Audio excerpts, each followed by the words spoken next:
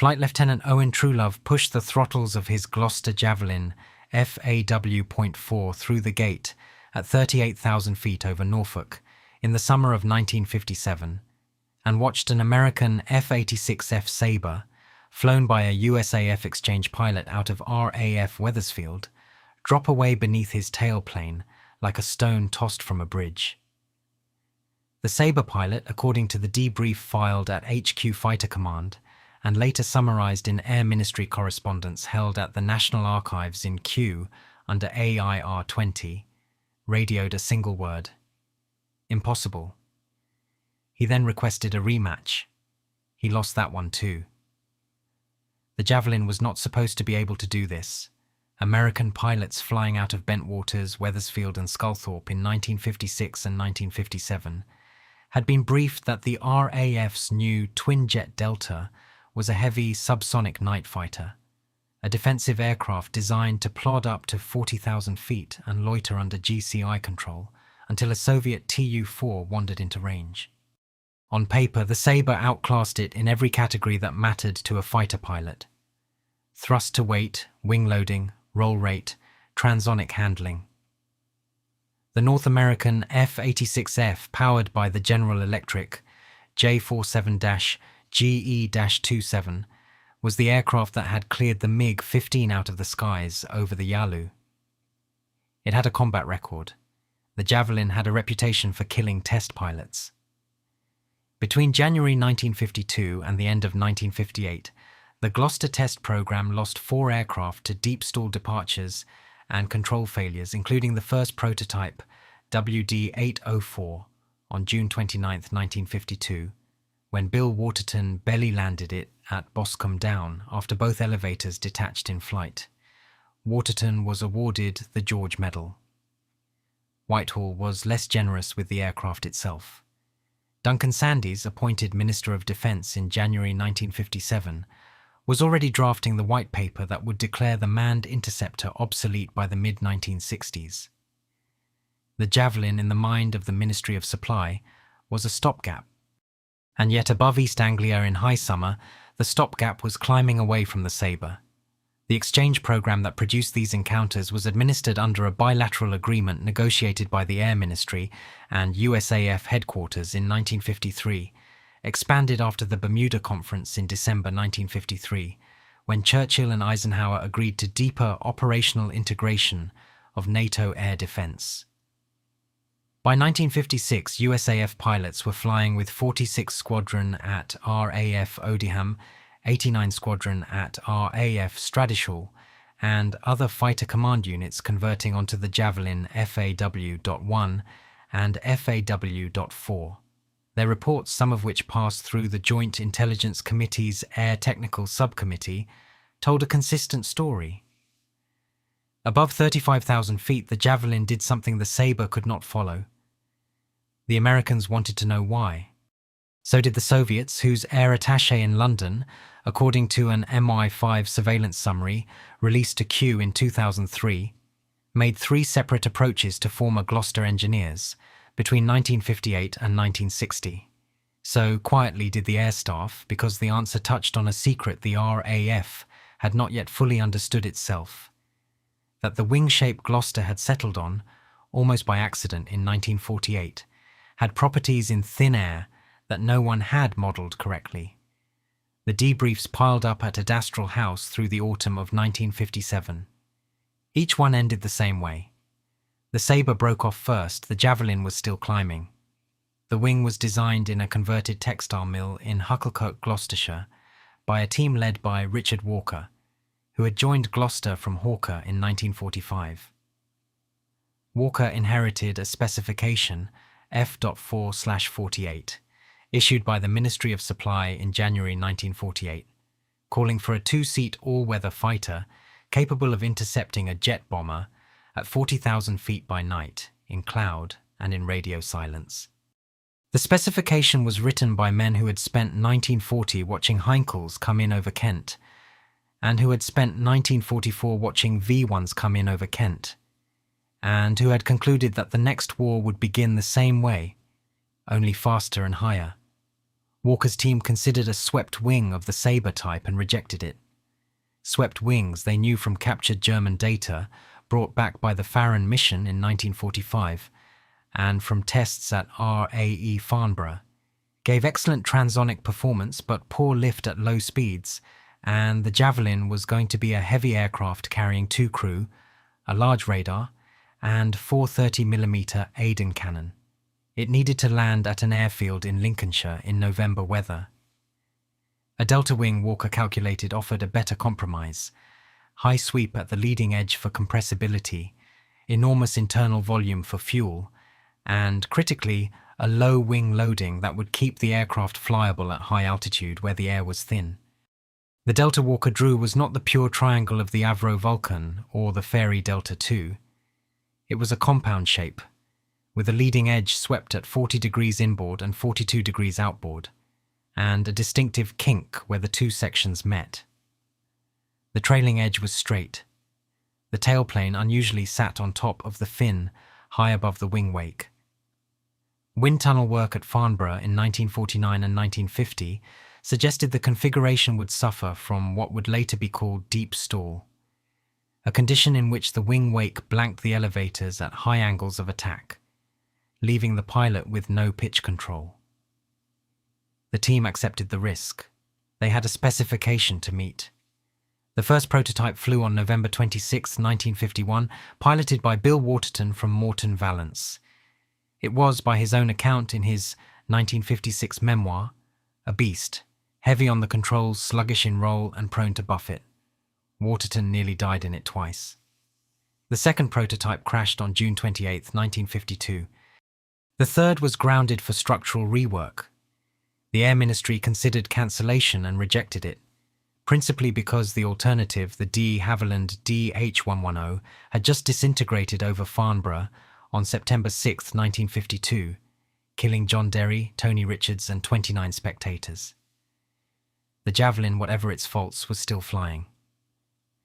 Production began at Hucklecote and at a shadow factory at Bishop's Cleeve. The first operational aircraft reached 46 Squadron at Odiham on February 24, 1956, 4 years late.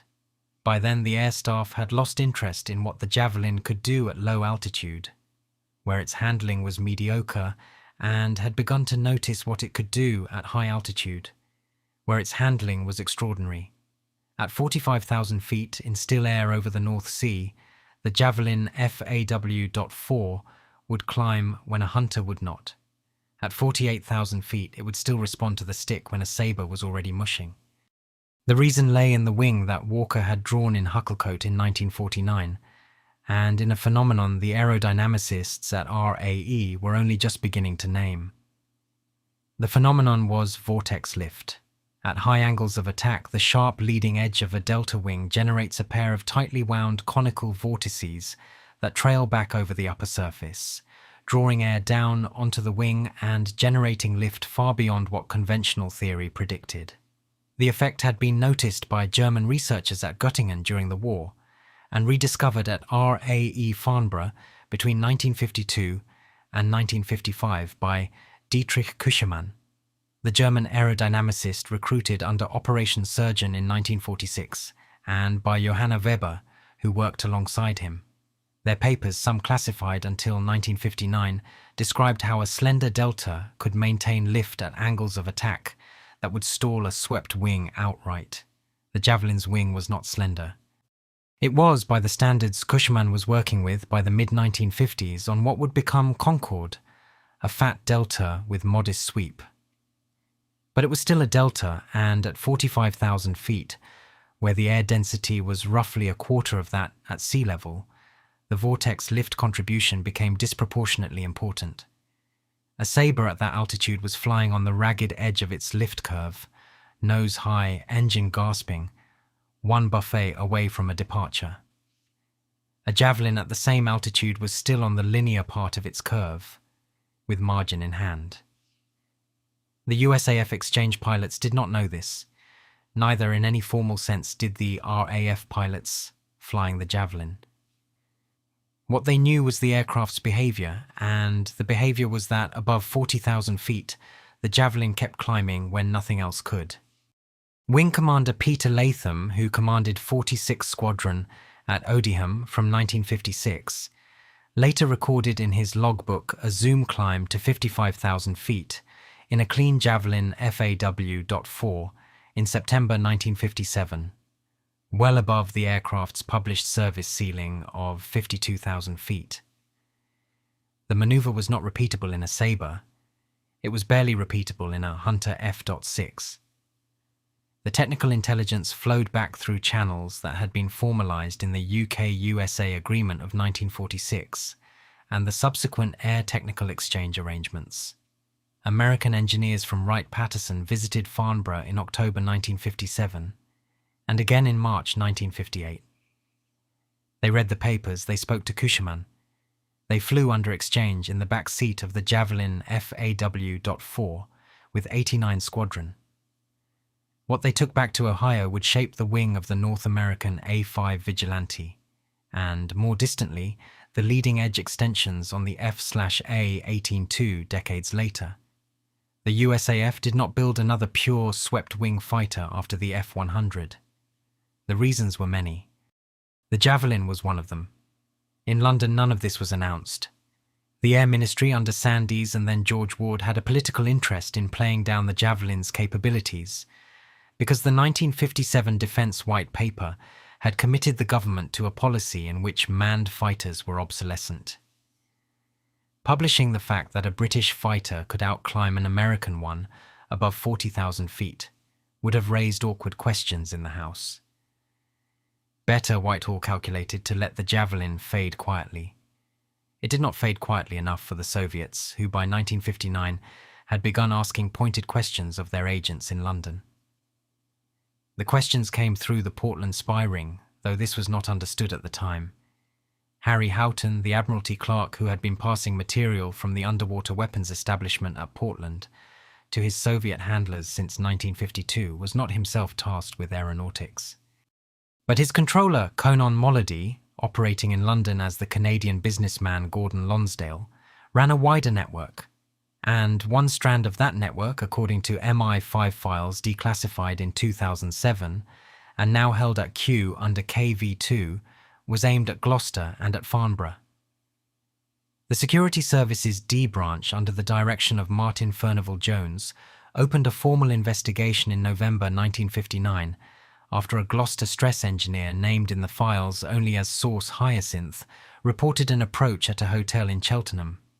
The approach had been clumsy, a man with a Central European accent describing himself as a technical journalist for a Swiss aviation magazine, had bought the engineer 3 whiskies and asked in ascending order of specificity about wing loading, about high-altitude buffet boundaries, and finally about the exact chordwise position of the leading-edge kink on the Javelin FAW.7.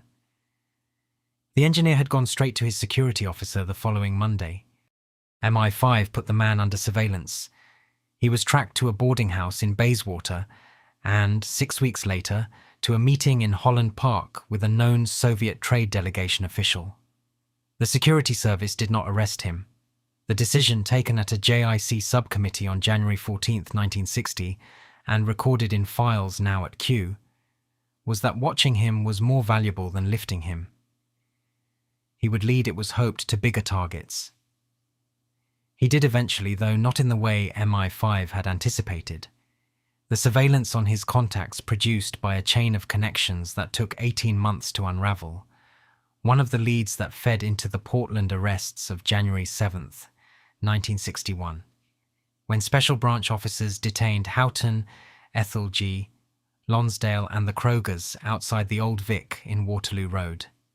The Javelin file itself, MI5 concluded, had not been compromised beyond the general performance envelope. The specific wing data, the vortex breakdown angles, the chordwise pressure distributions measured in the Farnborough 8-foot tunnel, had stayed at Farnborough. Whether this was because the Soviets had failed to obtain it, or because they had obtained it and MI5 had not detected the loss, was a question that Furnivall Jones's team could not answer with certainty. A JIC assessment in March 1961, JIC 6118, released 2005, rated the probability of significant technical compromise as moderate to low. For the RAF, the more pressing question was operational, not counterintelligence. Soviet long-range aviation was now flying the Tu-95 Bear at altitudes and speeds that made the Javelin the only aircraft in fighter command, with a realistic chance of intercepting it over the Iceland-Faroes Gap. The FAW.7 and FAW.9 variants, with reheated Sapphire engines and de Havilland Firestreak missiles, entered service between 1958 and 1960. On August 3, 1960, a Javelin FAW.9 of 23 Squadron scrambled from RAF Luchas, intercepted a Bear at 47,000 feet over the North Sea, and formated on it for 11 minutes while the crew photographed the Soviet aircraft with a handheld F.95 camera. The photographs went to JIC. The Bear crew, when they landed at Olenia, went to a debrief with GRU. The Bear's debrief, reconstructed decades later from Russian sources by historians including Sergei Grigoriev, and cross-referenced against the JYC record, described the intercepting aircraft as a large twin-engine Delta of unfamiliar type, capable of sustained flight at our altitude. The Soviets had expected a Hunter which could not have held the altitude for 11 minutes. The Javelin's ability to do so recalibrated Soviet long-range aviation's assumptions about British air defence. Bear flights over the North Sea did not stop, but they began to fly higher, and after 1961 they began to fly with fighter escort where possible. For Fighter Command, this was both success and problem. Success because the Javelin was doing its job. Problem because the aircraft was already, by the calculus of the 1957 White Paper, obsolete. The English Electric Lightning, the aircraft Sandys had grudgingly permitted to enter service because cancelling it would have been politically impossible, was replacing the Javelin in the day interceptor role from 1960. The Lightning was faster, could climb quicker at low altitude, and carried a better radar. What it could not do, at least in its early marks, was loiter. Its endurance was measured in minutes. The Javelin's was measured in hours. The result was a curious two-tier air defence in which the Lightning handled the short-range dash intercept and the Javelin handled the long-range high-altitude patrol. This division persisted through the early 1960s and was formalised in Air Staff Requirement 400 of 1962. It also carried the Javelin into the one shooting war it would fight, which was not against the Soviets. On December 8, 1962, Brunei rose in revolt against the Sultan and against the proposed Federation of Malaysia. Whitehall under Harold Macmillan moved quickly. The Cabinet's Overseas Policy Committee, meeting on December 10th, authorised military intervention. 60 Squadron flying Javelin FAW.9S out of RAF Tengah in Singapore was placed on immediate readiness. Within weeks, the squadron was flying combat air patrols over Borneo, and by early 1963, as Indonesian President Sukarno began the confrontation, the Javelin became the RAF's frontline interceptor against the Indonesian Air Force's mixed inventory of American B-25's British-supplied Vampires. And from 1962, Soviet-supplied Tu-16 Badgers and MiG-21 Fishbeds. The MiG-21 was the aircraft the Javelin was never designed to fight. It was faster, more agile, and could climb quicker below 30,000 feet. But above 40,000 feet over the jungles of Sarawak, the same phenomenon that had defeated the Sabre over Norfolk played out again. On April 27, 1965, Flight Lieutenant John Slade of 60 Squadron intercepted an Indonesian C-130 Hercules at 43,000 feet over the Malacca Strait. The Hercules was escorted by two MiG-21s.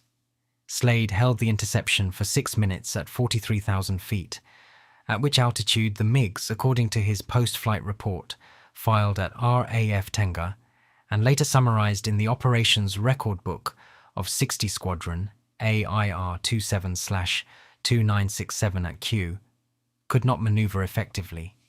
The Indonesians broke off first. Slade's engagement was one of a small number of close encounters between British and Soviet-built fighters during confrontation. None resulted in air-to-air kills. All ended with the Javelin still airborne and the opposing aircraft returning to base. The air staff noted the results. So did the Australians, whose own Sabre pilots at Butterworth had by 1963 begun to ask why they could not do what the RAF was doing. The answer once again was in Cushman's papers at Farnborough. Cushman's work by the mid-1960s had moved on from the Javelin. He was now leading the RAE team responsible for the aerodynamic definition of the Anglo-French SST, which would become Concorde. And his slender delta research was being applied to a very different problem: sustained supersonic cruise. But the underlying insight, that a sharp leading-edge delta could generate controlled vortex lift at angles and altitudes where conventional wings failed, had been absorbed into the working knowledge of British aircraft design. The Avro Vulcan, the Fairey Delta II, the BACT-SR II, and eventually Concorde itself all owed something to the same body of theory. The Javelin had been, in this sense, an accidental proof of concept. Walker's team at Hucklecote had not set out to demonstrate vortex lift. They had set out to build an all-weather fighter that could land in bad weather at Odiham. That the wing they drew turned out to have properties in thin air that no one had fully predicted was a bonus, and one that the air staff exploited quietly for the 8 years the aircraft remained in frontline service. Its withdrawal was slow and unsentimental. 29 Squadron, the last frontline Javelin unit, disbanded at RAF Akrotiri in Cyprus on April 30th, 1967. 60 Squadron at Tenga followed on April 30th, 1968. The aircraft were flown back to the United Kingdom, some to storage at 27 Maintenance Unit at Shawbury, most to the scrapyard at 60 MU at Leconfield. A handful were retained as target tugs at RAE Landbedder, where they flew until 1975, chasing Jindivik drones over Cardigan Bay. The USAF exchange program wound down in parallel. The last American pilot to fly a Javelin operationally with an RAF squadron, according to Air Ministry records, was Captain Robert Titus of the USAF, who completed his tour with 29 Squadron in Cyprus in June 1966. Titus went on to fly F-4 Phantoms in Vietnam, where he scored 3 MiG kills in 1972. When asked in a 1987 interview with the RAF Historical Society what he had learned from the Javelin, he said that the British had figured out something about deltas above 40,000 feet that we hadn't, and they weren't in a hurry to tell us. The technical exchange had in fact been more open than Titus knew. Cushman's papers had been shared with NACA and later NASA from the late 1950s. The USAF's slow adoption of delta and compound delta configurations, first in the A5 Vigilante, then in the F-16XL prototype, then in the leading-edge route extensions of the F-15 and F/A-18, reflected a gradual absorption of the same principles. What British designers had discovered, or half-discovered, in 1949, the Americans had operationalized by the 1970s. The Javelin itself was gone, but the wing it flew on had, in a quiet, largely unacknowledged way, changed how the West thought about high-altitude fighter design. When the RAF's next generation of interceptors, the F-4M Phantom, the Tornado F-3, and eventually the Typhoon, took shape, the design lineage ran through Farnborough, through Cushman's papers, and further back through the twin-jet Delta that Walker had drawn in a Hucklecote drawing office in the late summer of 1949. The Air Ministry's file on the Javelin was closed in 1969. It was not opened again until 1998. What the 1998 file review revealed when historian Sebastian Cox of the Air Historical Branch began working through the AIR-20 and AIR-8 series at Kew was that the Javelin's performance advantage had been more systematically documented than the aircraft's obscure reputation suggested. Air Ministry test files from RAE Bedford, dated between March 1958 and November 1960, recorded 47 separate high-altitude comparative flights against the F-86, the F-100 Super Sabre, and on 3 occasions in 1959 against a Mirage 3 borrowed from the French Armée de l'Air. In every comparison above 42,000 feet, the Javelin held or extended its position. In every comparison below 25,000 feet, it lost. The files also contained a memorandum from the Director of Operational Requirements, dated September 12, 1958, marked Secret UK Eyes Only, which recommended that the Javelin's high-altitude data not be shared in full with the USAF. The reasoning, spelled out over 4 pages, was commercial as much as operational. Gloster and Hawker Siddeley were pursuing export sales, and the specific configuration data that made the Javelin effective at altitude was, in the view of the DOR, the sort of information that ought to be protected until sales were concluded. Whether this position was actually implemented, the files are ambiguous, and Cushman was in any case publishing openly through the Aeronautical Research Council, is disputed by historians. Peter Hennessy, in his 2003 study of British defence secrecy, treats the memorandum as evidence of habitual Whitehall caution rather than of a coordinated policy of technical concealment. Christopher Andrew, in the Authorized History of MI5, does not mention the Javelin at all. The export sales in the event did not materialise. Gloster made pitches to the Royal Australian Air Force, the Royal Canadian Air Force, and, more speculatively, to the West German Luftwaffe. All 3 declined. The Australians chose the Mirage 3. The Canadians, having cancelled the Avro Arrow in February 1959, bought the F-101 Voodoo and the CF-104 Starfighter from the United States.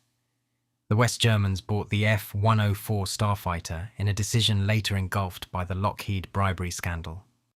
The Javelin ended its life as an aircraft used only by the RAF in a role, high-altitude all-weather interception, that its designers had specified in 1948, and that the strategic environment had, by 1967, made largely redundant. The strategic environment had shifted because the threat had shifted. The Tu-95 was no longer the primary Soviet strike vehicle. The R-7, the R-16, and by the mid-1960s the R-36 intercontinental ballistic missile had made the manned bomber a supplementary rather than a primary system. What Sandys had argued in 1957, that the missile was replacing the fighter and the bomber, had turned out to be premature but not wrong. The Javelin had done its job in the window between the Bear's arrival in Soviet service in 1956 and the ICBM's dominance a decade later. That window closed. The aircraft was retired. For the pilots who had flown it, the experience did not fade. Truelove, by then a group captain, gave an interview to the Imperial War Museum's Sound Archive in 1983, reference YWM 7412, in which he described his 1957 encounters over Norfolk in careful, unshowy detail.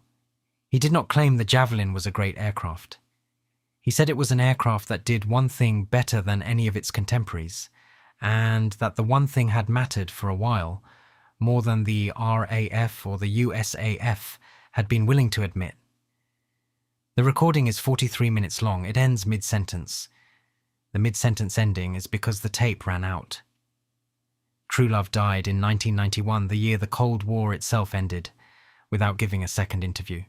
His logbook is now held by the RAF Museum at Hendon, along with the logbooks of Waterton, Latham, Slade and Titus. Together they document, in the terse shorthand of pilot notation, the flying life of an aircraft that spent 12 years in frontline service, killed 4 test pilots, embarrassed a generation of American exchange pilots, deterred a Soviet bomber force, patrolled the skies of Borneo, and taught British aerodynamicists something about deltas that the rest of the world took 2 decades to catch up on. The last airworthy Javelin, XH-897, flew its final flight from RAE Farnborough to the Imperial War Museum at Duxford on January 24, 1975. It is still there in the airspace hangar next to a Vulcan and a Lightning, the 3 great British deltas of the Cold War lined up in chronological order. Visitors walk past it without stopping. It is a large aircraft painted in the grey and green camouflage of Transport Command trials markings, and it does not look fast. It was not fast in the sense that a Lightning was fast or a Phantom was fast. What it was patient. It could get high and stay high. The wing that let it do so is the same wing Richard Walker drew in Hucklecote in 1949, and the file that documents its development is TNA AVIA 65 at Q, which runs to 17 boxes. The file on Cushman's Farnborough work is DSIR 23 and runs to considerably more.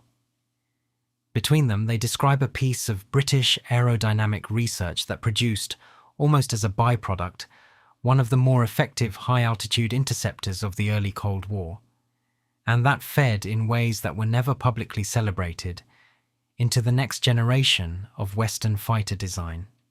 Whether the Javelin deserves a larger place in the history of British aviation is a question historians continue to argue. James Hamilton Patterson, in his 2010 book on the collapse of the British aircraft industry, treats it as one of a series of expensive stopgaps that consumed resources better spent elsewhere. Derek Wood, whose 1975 history of the 1957 White Paper remains the standard account, sees it more sympathetically as the aircraft that bought Fighter Command the time it needed to convert to the Lightning and the Phantom. The RAF Historical Society, in its Journal number 42 of 2008, published a symposium in which former Javelin pilots argued that the aircraft's reputation had suffered from being obsolete on delivery and obsolescent throughout its service life. And yet, and this was Titus's point, and Truelove's and Slade's, it had done above 40,000 feet, something that no other aircraft in NATO service could do. The Javelin's Cold War is over. The wing survives in the archives at Kew, in the papers at Farnborough, in the drawings at the RAF Museum, and in the design DNA of the fighters that flew after it. The men who flew it are almost all dead. The aircraft they flew sits in a hangar in Cambridgeshire, next to its faster and more famous cousins. It is still patiently waiting to climb.